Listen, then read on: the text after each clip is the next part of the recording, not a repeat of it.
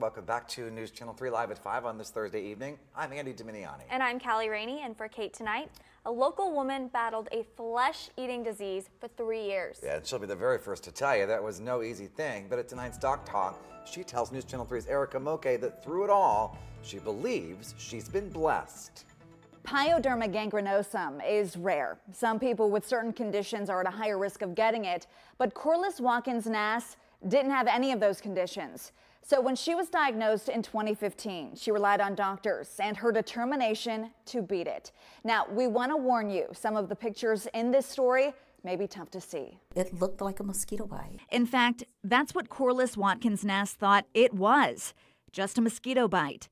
But what was once a small bite eventually turned into this, a hole on her leg that continued to get bigger and bigger and far more painful. And it felt like someone had a cigarette lighter on my leg because the skin is like sizzling. Corliss was diagnosed with a rare skin disease called Pyoderma gangrenosum. It was aggressive to the point where doctors didn't know if they could stop it. They would measure my leg, and every day the wound would get bigger and bigger. But she remained hopeful, faithful, and under the care of doctors here at the Ascension Borges Wound Clinic. That we're family here. You become family because you're here all the time. You're here once a week.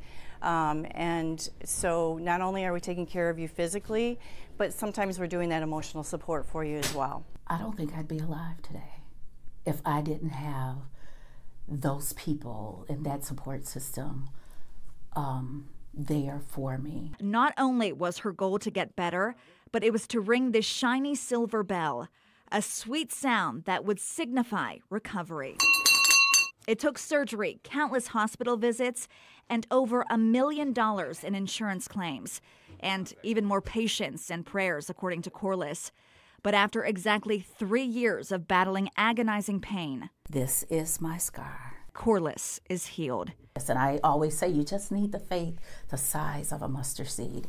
And that's what I had, and it just grew from there. Every time you saw the wound starting to get smaller, then you're like, great, this is wonderful, this is wonderful. And that bell, you better believe when she got the good news, surrounded by the people she says helped save her life, Corliss rang that bell with all her might. And when I got an opportunity to ring that bell out there, just the joy. For Doc Talk, Erica Moke, News Channel 3.